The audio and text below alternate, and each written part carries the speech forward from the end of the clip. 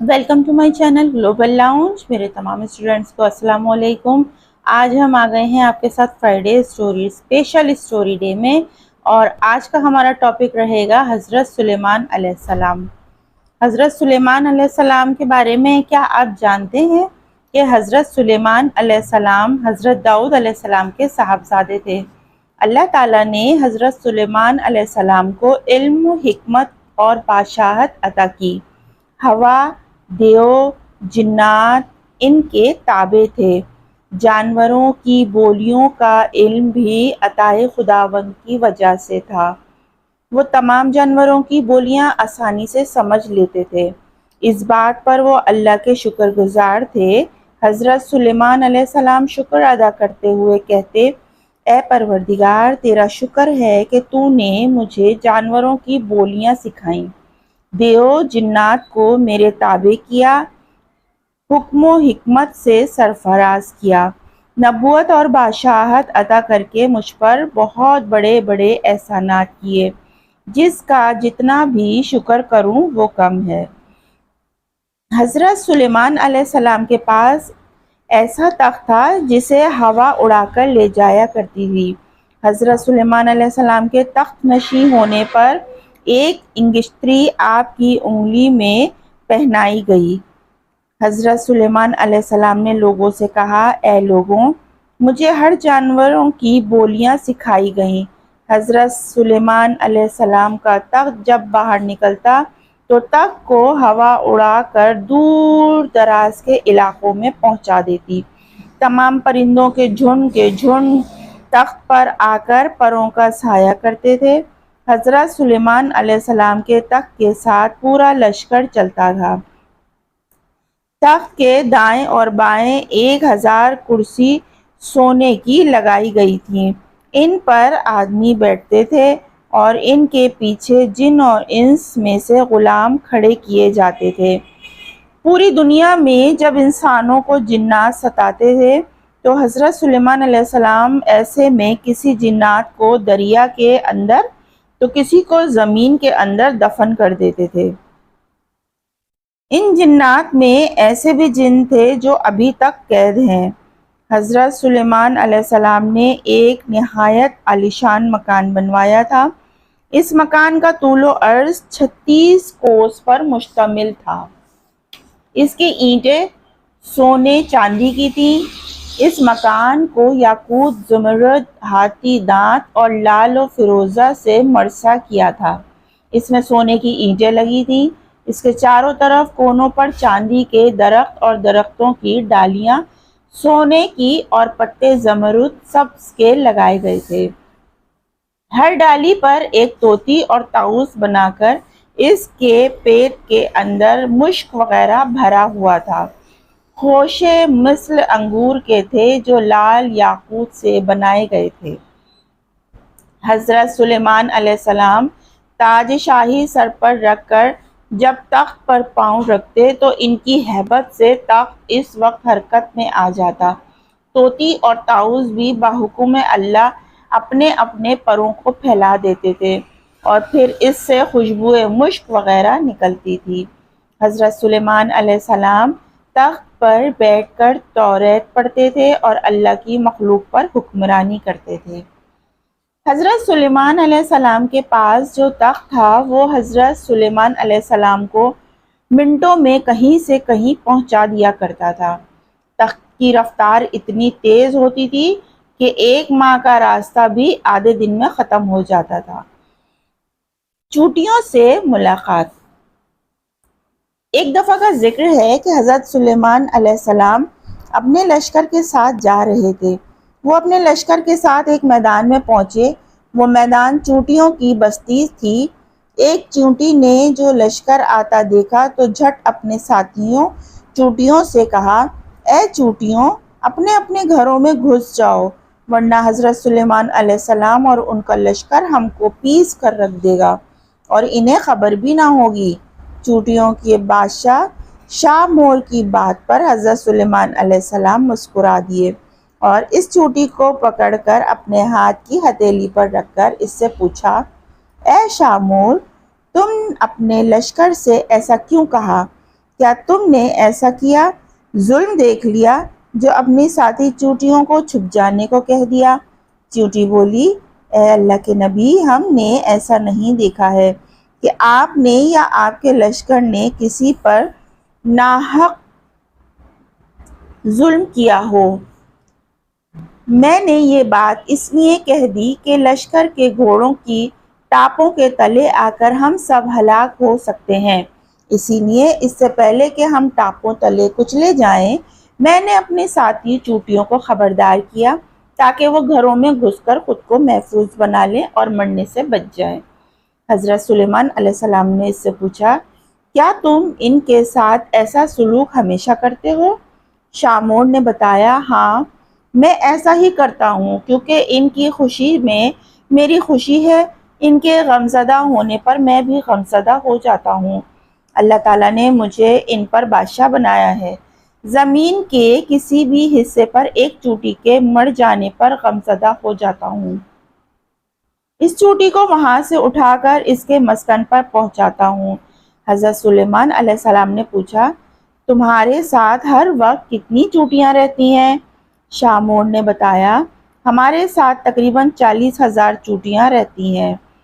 حضرت سلیمان نے کہا، میری سلطنت اچھی ہے یا تمہاری سلطنت بہتر ہے؟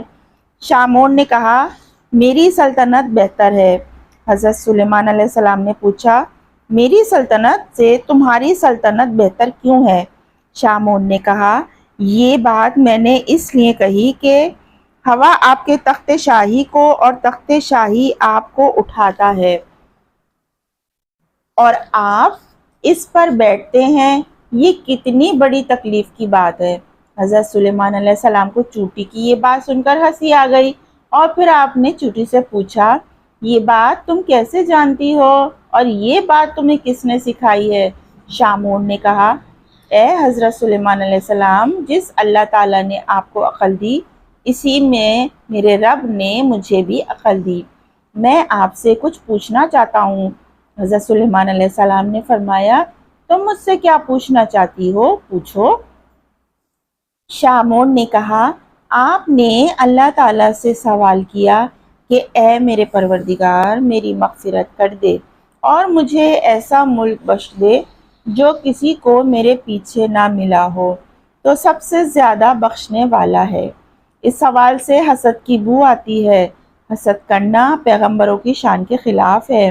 اللہ تعالیٰ سارے جہاں کا مالک ہے، یہ اس کے اختیار میں ہے کہ جسے چاہے بادشاہت دے دے اور جس کو چاہے بادشاہت نہ دے، اور یہ کہنا بھی پیغمبروں کی شان نہیں کہ اے میرے پروردگار، میرے سوا کسی کو بادشاہت نہ دینا۔ حضرت سلیمان علیہ السلام چونٹی کی اس بات پر کچھ خفا ہو گئے۔ چونٹی نے اس وقت پھر کہا، اے حضرت سلیمان علیہ السلام، میری بات ٹھیک ہے، اس پر ناراض نہ ہو، میں ایک اور سوال پوچھتی ہوں۔ اللہ تعالیٰ نے آپ کو جو انگشتری دی ہے، اس کا کیا راز ہے؟ حضرت سلیمان علیہ السلام کے پاس اس کا کوئی جواب نہ تھا، اس لیے وہ بولے، مجھے اس کا راز معلوم نہیں ہے، اگر تمہیں اس کا راز معلوم ہے تو مجھے بھی بتاؤ۔ شامور نے کہا، اللہ تعالیٰ نے آپ کو قاف سے قاف تک کی سلطنت دی ہے، وہ سب ایک نگینے کی قیمت ہے۔ اس بات سے اندازہ لگا لو کہ دنیا کی کیا حقیقت ہے۔ یہ دنیا کچھ حقیقت نہیں رکھتی۔ کیا آپ کو علم کا، آپ کو ہوا کا راز معلوم ہے؟ حضرت سلیمان علیہ السلام نے انکار کرتے ہوئے کہا، مجھے ہوا کا راز معلوم نہیں۔ چیونٹی نے کہا، یہ اس بات کا اشارہ ہے کہ موت کے بعد آپ کو دنیا ہوا کی مانند لگے گی۔ چیونٹی کی یہ بات سن کر حضرت سلیمان علیہ السلام رو دیے اور فرمایا، بے شک دنیا کی مثال ہوا کی مانند ہے۔ چیونٹی نے پھر پوچھا، سلیمان کے کیا معنی ہیں؟ حضرت سلیمان علیہ السلام نے کہا، میں اس کے معنی نہیں جانتا۔ چیونٹی نے کہا، سلیمان کے معنی یہ ہیں کہ دنیا کی زندگی میں اپنا دل مت لگا، ہر ساتھ موت کے قریب ہے۔ حضرت سلیمان علیہ السلام چیونٹی کی باتوں سے بڑے متاثر ہوئے اور فرمایا، تمہاری باتوں میں بڑی دانائی اور عقل مندی ہے، تم مجھ کو نصیحت کرو تاکہ میں نیک کار بن جاؤں۔ چیونٹی نے کہا، آپ کو اللہ تعالیٰ نے نبوت عطا کی ہے اور جہاں کی بادشاہت بھی دی ہے، اس لیے اپنی رعایا کا بھرپور خیال رکھیں اور عدل و انصاف سے عوام کو شاد رکھیں، ظلم سے مظلوم کی داد رسی کریں۔ مجھ میں انسانوں جیسی طاقت نہیں، پھر بھی میں اپنی رعایا کی روزانہ خبر لیتی ہوں، ان کا بھرپور خیال رکھتی ہوں۔ میری یہ کوشش ہوتی ہے کہ کوئی کسی پر ظلم نہ کرے۔